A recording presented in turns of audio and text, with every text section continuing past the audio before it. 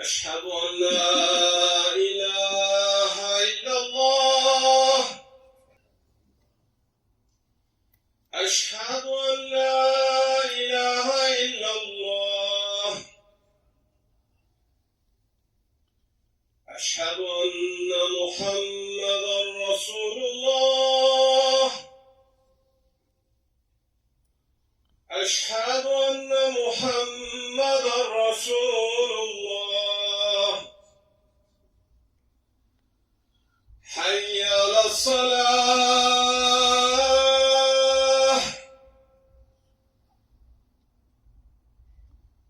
حي على الصلاة.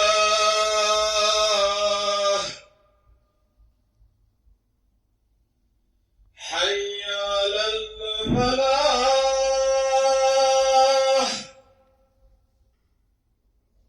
حي على الفلاح.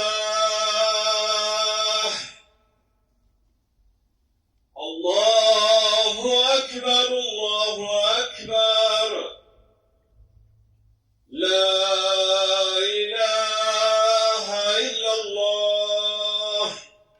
الحمد لله نحمده ونستعينه ونستغفره ونعوذ بالله من شرور أنفسنا ومن سيئات أعمالنا.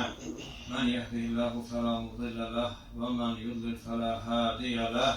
نشهد أن لا إله إلا الله وحده لا شريك له ونشهد أن محمدا عبده ورسوله وصلوات الله وسلامه على رسوله محمد وعلى آله وصحبه الطيبين الطاهرين وعلى أتباعهم التابعين ومن تبعهم بإحسان إلى يوم الدين. يا أيها الذين آمنوا اتقوا الله حق تقاته ولا تموتن إلا وأنتم مسلمون. يا أيها الناس اتقوا ربكم الذي خلقكم من نفس واحدة وخلق منها زوجها وبث منهما رجالا كثيرا ونساء. أيها الناس قال الله تبارك وتعالى في كتابه الكريم: أعوذ بالله من الشيطان الرجيم. بسم الله الرحمن الرحيم. ولا تقربوا الزنا إنه كان فاحشة وساء سبيلا. Sadakallahul azim. Bugünkü cümle hutbemizin mevzusu büyük günahlardan biri olan zina hakkında olacaktır. Değerli Müslümanlar, son ve hak din olan İslam, herkese cemi birce defa verilen hayat nimetini korumak için sebepsiz qətli, insanı diğer varlıklardan üstün eden ağıl nimetini korumak için spirtli içkileri, malımızı korumak için oğurluk ve faizi ve nihayet neslimizi ve namusumuzu korumak için de zinanı haram etmiştir. Zina, neslimizi ve namusumuzu zedeleyen tehlikedir. Dikkat etsek görürük ki, Rabbimiz Azze ve Celle neyinki insan neslini, hatta adi bir karpuzun neslini koruyabilmesi için bir karpuzun içine yarı bostana kifayet edecek kadar tohum yerleştirmiştir. Adi bir karpuzun neslinin korunmasını isteyen Allah Azze ve Celle sizce yeryüzünün halifesi olan insan neslini zedeleyen tehlikeye razı olar mı?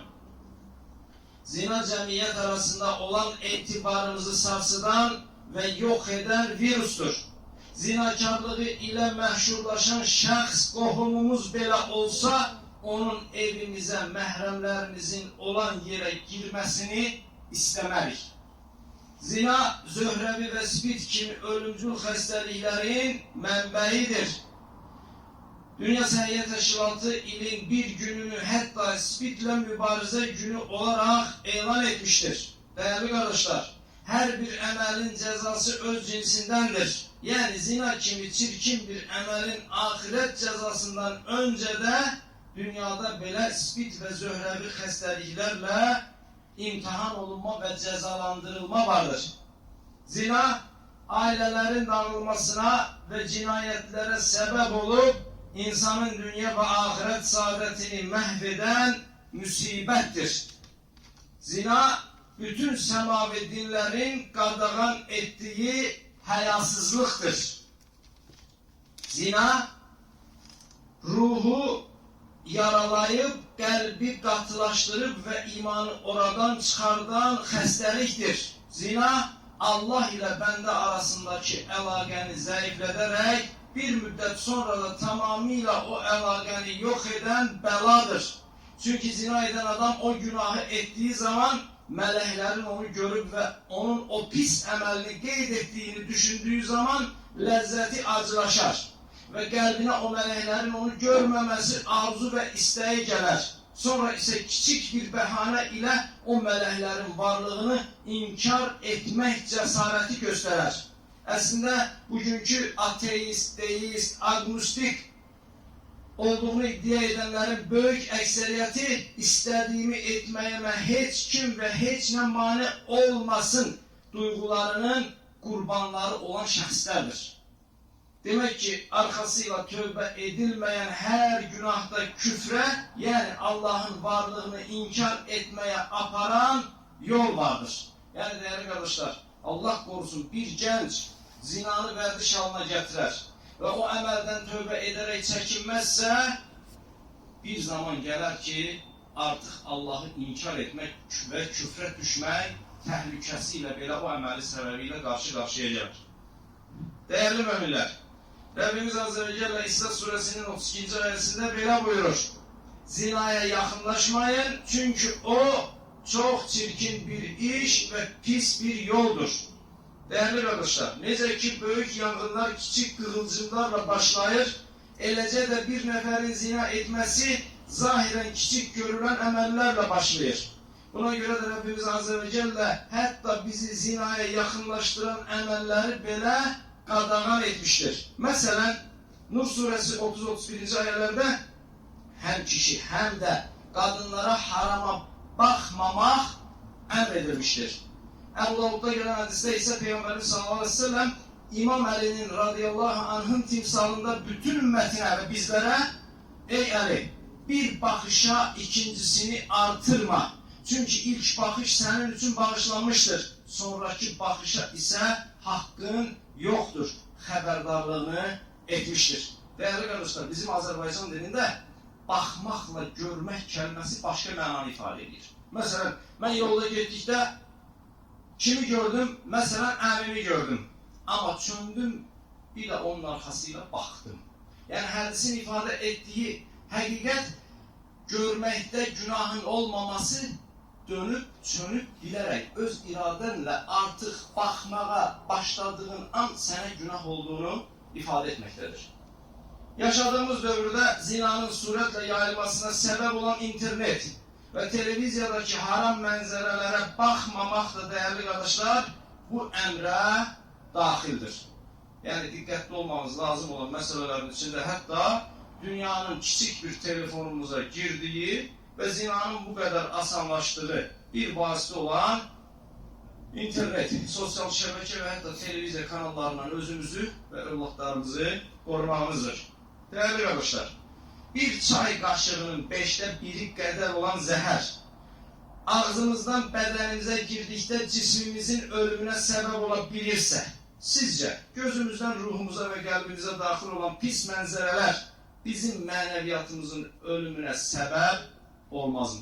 Elbette ki olar. Bizi zinaya yakınlaştıran başka tehlike ise kadınların şeffaf ve tahrik edici şekilde giyinip haram olan yerlerini göstermeleridir. Ehzab suresinin 59. ayetinde Rabbimiz Azze ve Celle bu tehlikeye düşmemek için kadınlara evden çıktıkta örtünmelerini emretmektedir. Nəinki bir kadın, hatta ağlı başında olan bir kişi, tanımadığı başka bir kişi gözünü zilleyip ona baktıktan narahat olar. Bəs sizce bir kadına yan bir kişi çirkin niyetlerle baktıkta fitreti pozulmayan kadın narahat olmaz mı? Elbette ki olar ve olmalıdır. Hatta Peygamberimiz Aleyhisselatü Vesselam Ebu Davud'a gelen hadiste başkalarının dikkatini çekmek için etir vurup evden çıkan kadınlar hakkında ağır ifadeler işletmiştir. Bizi zinaya yakınlaştıran başka tehlike ise güzel kardeşler, namehremlerle xəlvətdə, bağlı yerlerde tek başına kalmamız veya ictimai yerlərdə belə olsaq, əl-ələ tutuşub, parkların və hətta məscidlərin oturacaqlarında utanmadan bir-birimizə yapışmamızdır. Hansı ki, bu mənzərə bizə yad deyil. Allah islah eləsin bizləri, cəmiyyətimizi. Dəyərli qardaşlar, elə bir barıt növü görsədə bilərsinizmi ki, odla təmasa girdikdə yanmaz? Əlbəttə ki, xeyr. Misal verə bilərsinizmi ki, məsələn, yeni bir barıt növü aşkar olub, odla təmasa girdikdə yanmır. Elə bir şey yoxdur, qardaşlar. Barıtın tərkibində, xasiyyətində odla təmasa girdikdə yanma var. Yəni, ziyalı və ali təhsilli belə olsa, bir şəxs əgər əxlaqi dəyər sərhədlərini qorumasa, pis nəticədən qaça bilməz. Möhtərəm müminlər, Peyğəmbərimiz sallallahu əleyhi və səlləm İslam'a yeni girən qadınlardan beyət, yəni sədaqət andı aldıqda onlara zinadan uzaq durma şərtini xüsusilə dilə gətirmiş və onlardan tələb etmişdir. Buxarda gələn hədisdə isə kim mənə iki çənəsi və iki ayağı arasında olanı qorumağa söz versə, onun cənnətə girməsinə zamin olaram demişdir. Yəni, iki çənəsi arasındakı dili, iki ayağı arasındakı namusunu qorumalı söz verin, sizin cənnətinizə girməyi zamin olun, buyurmuşdur. Xütbə Məhəmməd İbn Həmbəlin müsnədində gələn hədisdə bitirmək istəyirəm. Bir gənc Peyğəmbərimizin sallallahu əleyhi və səlləmin yanına gələrək, ey Allahın Rəsulü, zina etmək üçün mənə icazə ver dedi. Oradakı sahabələr ona sus deyərək sözünü kəsmək istədilər. Amma Allah Resulü Aleyhisselatü Vesselam ise o gence yaxınlaş dedi və ona ananla zina edilməsini istəyərsənmi sualını verdi. Gənc Allah'a and olsun ki yox istəmərəm ey Allahın Resulü cavabını verdi. Allah Resulü Aleyhisselatü Vesselam digər insanlar da analarıyla zina edilməsini istəməz dedi. Bəs qızınla zina edilməsini istəyərsənmi dedikdə yenə də gənc eyni cavabı verdi ki Allah'a and olsun ki xeyr istəmərəm. Allah Resulü Aleyhisselatü Vesselam ise yenə də eyni cavabı digər insanlar da bacılarıyla zina edilməsini, qızlarıyla zina edilməsini istəməz dedi. Sonra bu sualı təkrar bacınla zina edilməsini, bibinlə zina edilməsini, xalanla zina edilməsini istəyərsənmi kimi davam etdirdi. Hər dəfəsində də gənc, xeyr ey Allahın Resulü istəmərəm dedikdə Allah Resulü Aleyhisselatü Vesselam da buyurdu ki, şübhəsiz ki insanlar da xalalarıyla, bibiləriylə, bacılarıyla, qızlarıyla, analarıyla zina edilməsini istəməz buyurdu. Değerli kardeşler, Allah Resulü Aleyhisselatü Vesselam bizə buyurmur ki, özünüz üçün istədiyinizi mümin qardaşınız üçün istəmədikcə əsla iman etməzsiniz. İman etmədikcə də cənnətə girməzsiniz. Yəni özümüzə rəva görmədiyimizi başqa bir cəmiyyətimizin bir fərdinə rəva görmək uyğun olarmı? Bizə yaraşarmı? İmanımıza uyğun gələrmi? Və bu söhbətdən sonra Allah Resulü Aleyhisselatü Vesselam əlini gəncin başına qoydu və Allahım onun günahlarını bağışla, ürəyini pisliklərdən təmizlə və namusunu qoru deyə dua etdi. Və rəvayət olunur ki, bu gənc bir daha zina etmədi və iffətli bir həyat yaşadı. Değerli kardeşler, Allah hər birimizi, dünyamızı qaraldacaq, ahirətimizi qaraldacaq və dünya ahirət saadətimizi qaçırtmaqla yanaşı, dünya və ahirət əzabını çəkməyimizə səbəb olacaq zinadan gənclərimizi qorusun və gənc oğlanlarımıza ismət, gənc qızlarımıza isə izzət və namus nəsib eyləsin. Barakallahu li ve lekum fil Kur'anil azim ve nefa'ani ve iyyakum bima fihi min al-ayati ve zikril hakim.